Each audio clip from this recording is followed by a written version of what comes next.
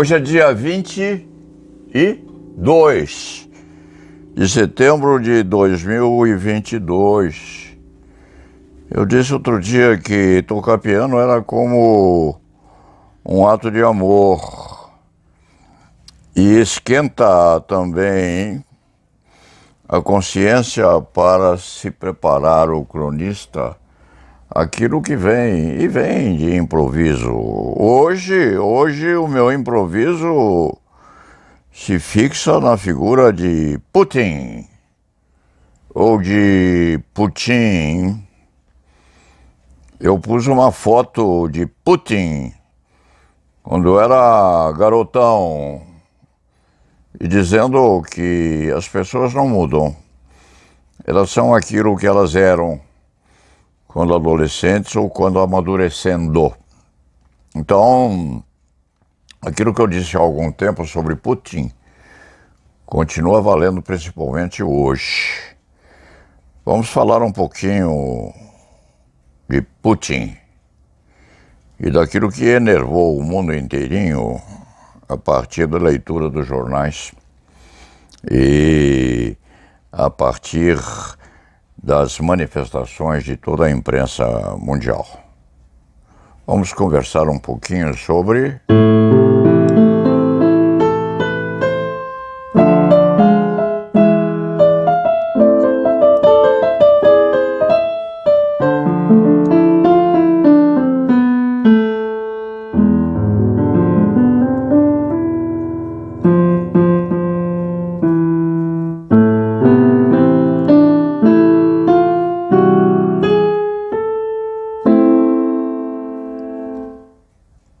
Putin.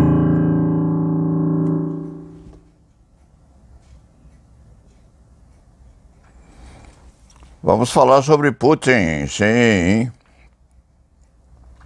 Não se sabe se ele está ou não blefando quando ameaça o mundo de uma explosão nuclear. Os psicopatas dificilmente blefam. Quando eles afirmam que vão fazer, dificilmente eles mudam. Então é possível que ele lance, sim, uma bomba de explosão limitada para demonstrar que está falando sério. Isso tornou a madrugada de hoje, a manhã de hoje e o dia de hoje no mundo inteiro muito complicada, porque olhando a fisionomia dele agora, com aquele ar meio bonachão, de vez em quando a face engordada, com o amadurecimento físico chegando ou sendo ultrapassado, não se tem tanto medo dele não. Mas, olhando-se a figura do moço com seus 22 anos, que é o antepasto daquele Putin que se apresenta hoje, as pessoas, os personagens e os caminhantes desse nosso mundo ficam com medo mesmo de que ele cumpra o seu propósito. Do lado de cá, nós vemos o Biden. Biden é uma criatura curiosa porque ele anda esticado e instigado, forçando a espinha a se manifestar com retidão. Este escriba aos 87 anos, às vezes, tem que fazer isso porque o corpo começa a curvar. A coluna vertebral não aguenta tantas emoções assim. E Putin, segundo se sabe, tem lá seus problemas também de natureza biopsíquica, o que o torna também, embora placidamente posto às vezes, o que o torna crível nesse sentido. Então, acreditar-se que ele esteja blefando, isso é como um jogo de pôquer. Às vezes a criatura não está blefando, não, está jogando a carta decisiva. E isso nos deixa realmente muito preocupados.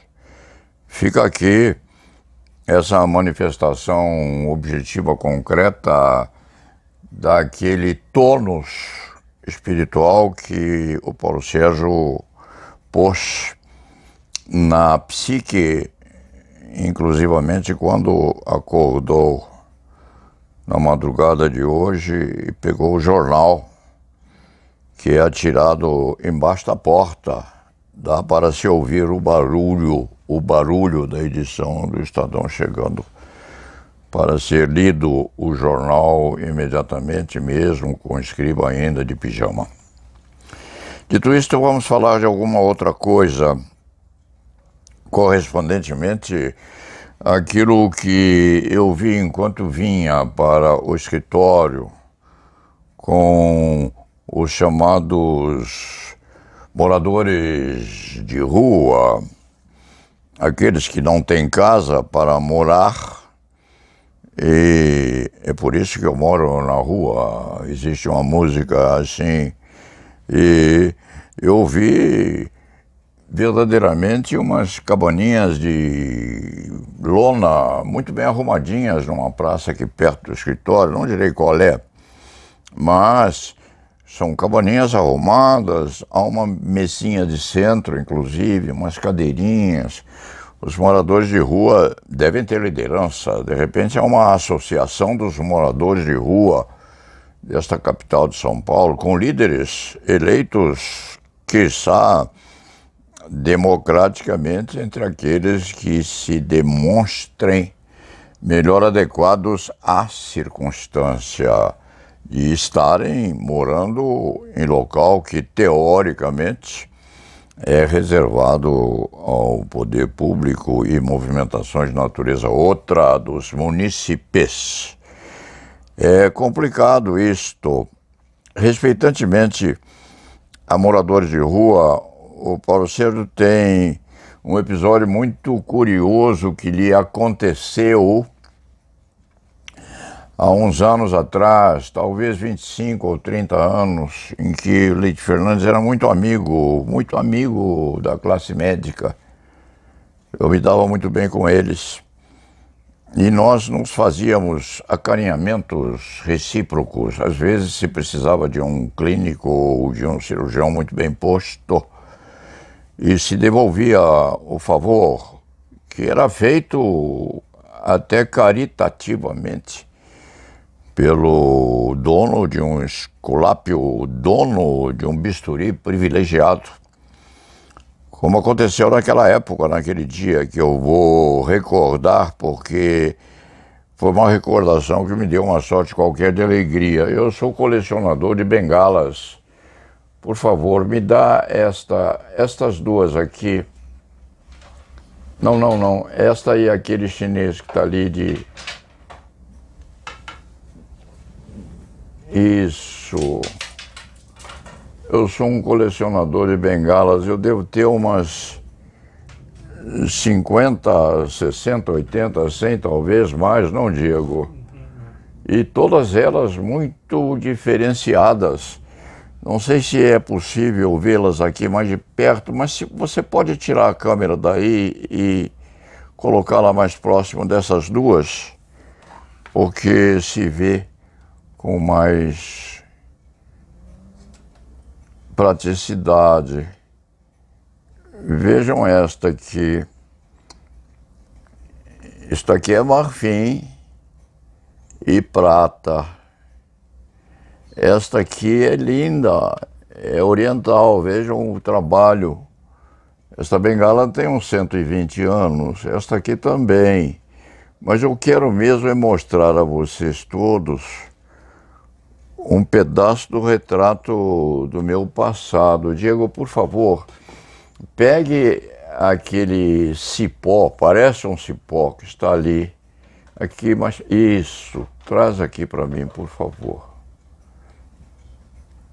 Isto aqui é extraído, quem sabe, de um cipoal, mas não parece não. Isto é um tronco, um pedaço do tronco ou de um galho de uma árvore vetusta.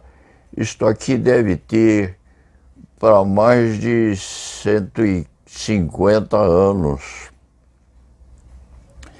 E me foi dado, não por um morador de rua, mas por um mendigo que me interceptou os passos quando eu andava lá no Parque Ibirapuera e me pediu esmola. Eu não a tinha. Estava em roupa esporte, andando no Parque Ibirapuera, não levava dinheiro comigo. Mas esse mendigo usava este pedaço de árvore a título de bengala e tinha o pé torto. E eu disse a ele: eu não tenho dinheiro a lhe dar, mas eu vou consertar o seu pé. E, de fato, me comuniquei com um belíssimo cirurgião ortopédico que me devia um abraço. Nessa altura da vida, e sempre foi assim, hein? Eu nunca troquei dinheiro, eu trocava abraços, e ainda troco abraços com os meus amigos.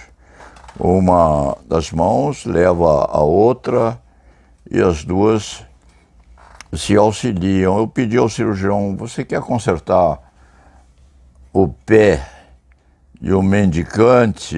Ele disse: ô Paulo Sérgio, isso cria muita dificuldade, eu posso fazer isso de graça, mas em que hospital? Não, no hospital nós arranjamos. E de fato, arranjamos um hospital. Esse meu amigo consertou o pé daquele mendigo. Eu soube da cirurgia, o doutor, que é vivo ainda bastante, me comunicou que ia ficar quase bom, mas ele ia ainda claudicar um pouco.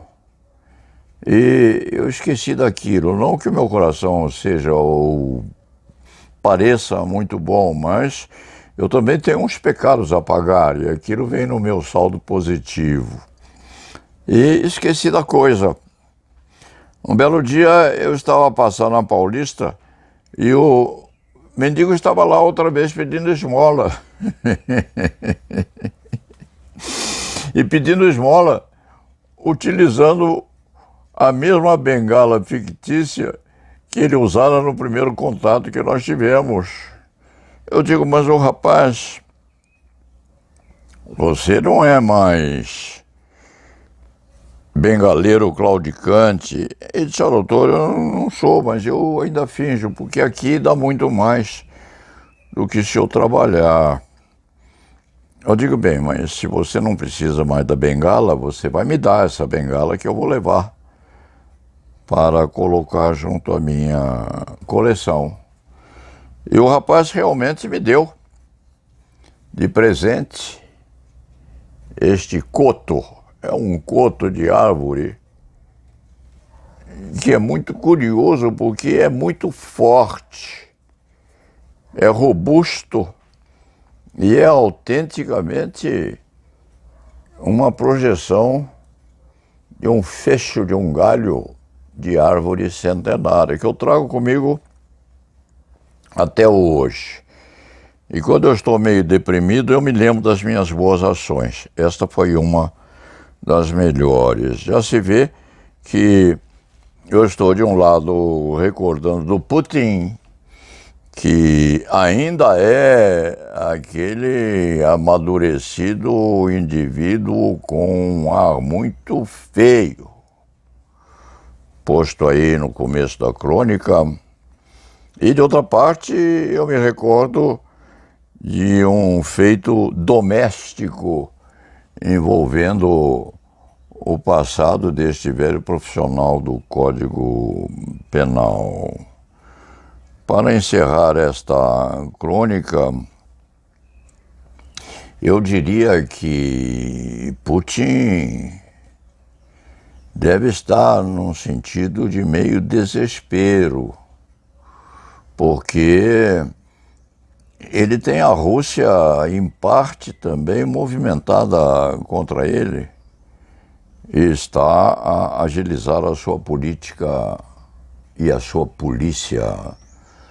Política, KGB, envolvendo isso, evidentemente, medidas violentas contra os russos, manifestantes contra, inclusive, a invasão da Ucrânia. É saber o que vai acontecer.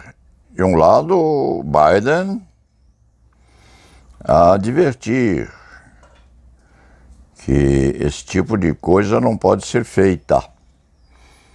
De outro lado, o Putin ameaçando de fazer, ou seja, de gerar uma explosão atômica de efeitos limitados, mas os efeitos limitados atômicos chegam aonde não se sabe sequer onde podem parar, com uma espécie de restolho a amedrontar o mundo inteiro. Hoje de manhã, o Brasil acordou nervoso, sim, mais nervoso, mais enervado, com o brasileiro manifestando vontade também de trabalhar pouco, porque com essa expectativa amedrontada invadindo a tranquilidade das sinapses cerebrais. E este Leite Fernandes veio trabalhar sim, porque trabalha sempre, sempre trabalhou. Trabalhou os 2 anos de pandemia no escritório, não faltou um dia. Mas está verdadeiramente apreensivo com o desdobramento dessas coisas todas. De uma parte, o Putin gordinho, meio calvo, uma expressão severa, mas de certa maneira bonachão. De outra parte, lá atrás, aquele moço com seus 21, 22 anos, com a fisionomia feia, com a fisionomia, de certa forma, ameaçadora contra os circunstantes. E, de outra parte, o mundo todo examinando o que vai acontecer. É ou não um blefe do Putin? Até onde o equilíbrio psíquico daquela criatura se arredondou de forma que ele pudesse ser aquele expectante de uma liderança que está sendo posta em dúvida pelo próprio povo russo. E nós, jovens brasileiros, amadurecidos brasileiros, velhos e velhas brasileiros,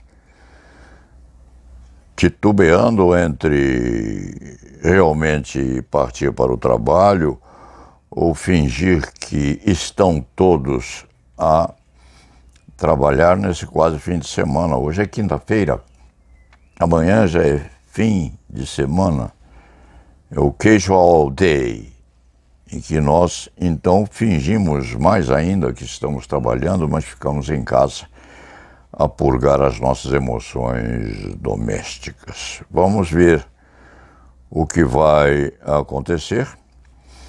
De meu lado, eu fico aqui no sábado a invernizar as minhas bengalas e me lembrei desse começo de dia na quinta-feira, me lembrei desse episódio que me deu hoje uma certa dose de bonomia. Eu sou uma boa alma, porque consertei o pé de um antes mendigo que hoje seria de um morador de rua, que tem sido auxiliado, sim.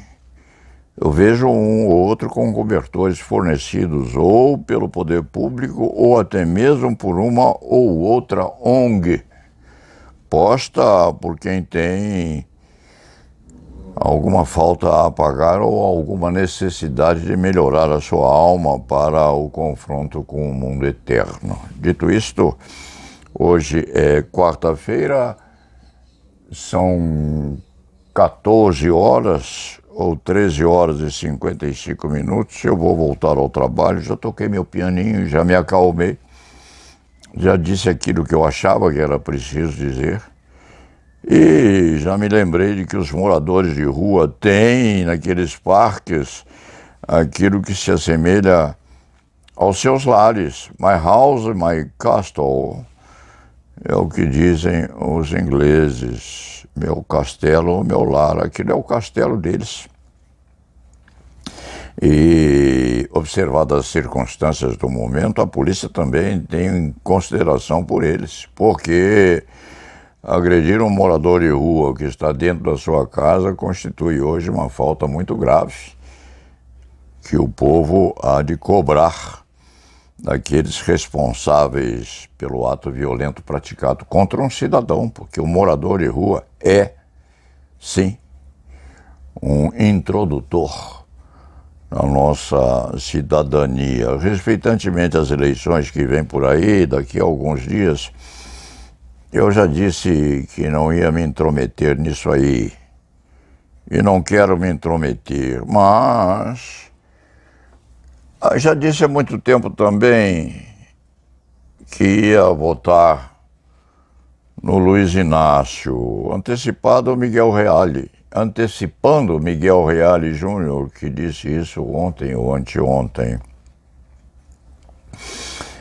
De certa maneira, eu antecedi Miguel Reale Júnior porque disse que ia votar em Lula antes que se decidisse quem estava mesmo num conjunto de circunstâncias a ser levado à primazia num confronto. E eu disse porque ia votar no Luiz Inácio, não que tenha especial não que tenha especial acertamento com os ideais de Lula, não, mas caracteristicamente é preciso hoje que sejam definidas as coisas nesse primeiro turno, porque o brasileiro também não aguenta mais. Nós precisamos ter o nosso país pacificado e precisamos trabalhar com uma certa esperança de arredondamento das perspectivas dessa nação que pode, daqui a uns 30 anos, ser uma das primeiras desse nosso mundo. Então eu já disse há muito tempo atrás que voto em Lula na disputa pela presidência da República, não que esteja ali a enaltecer os méritos, mas modestamente devo dizer que na competição, oportunisticamente, circunstancialmente e também num aspecto muito pragmático, o Lula precisa ser eleito para nós resolvermos isso logo. No primeiro turno, com voto útil ou sem voto útil, com convicção ideológica ou sem convicção ideológica, com confronto entre esquerda e direita ou sem confronto entre esquerda e direita, mas num sentido bem objetivo, bem concreto, Lula é melhor que Bolsonaro, independentemente daquilo que Bolsonaro possa ter em expectativa de bom, ou que ele pode ter, na realidade, de ruim no comportamento que ele vem tendo nos últimos tempos. Admito que é difícil a um combatente nesse meio tempo e com essa apropriação de centelhas fortes no sistema nervoso, é muito difícil a manutenção do equilíbrio indispensável a um confronto final. É difícil. As pessoas perdem a estabilidade psíquica, falam uma porção de bobagens, e quando um candidato fala uma bobagem, ele pode esquecer, mas o povo e a imprensa não esquecem. Dito isso, vamos ver o que vai suceder. Vamos trabalhar, porque é preciso. Os juízes acordaram. Os magistrados que precisaram, durante essa pandemia toda, ficar em casa, digitando em casa e aparecendo online, estão sentindo que é preciso que eles estejam atentos e despertos. E agora? Estão pressionando, inclusive, os advogados a andarem depressa. Os advogados não podiam andar depressa, porque o Poder Judiciário estava dormindo. Agora que o Poder Judiciário está medianamente ou mediamente acordado, os advogados vão se prevalecer disso e ajudar os juízes a andarem depressa. E lá na Veval.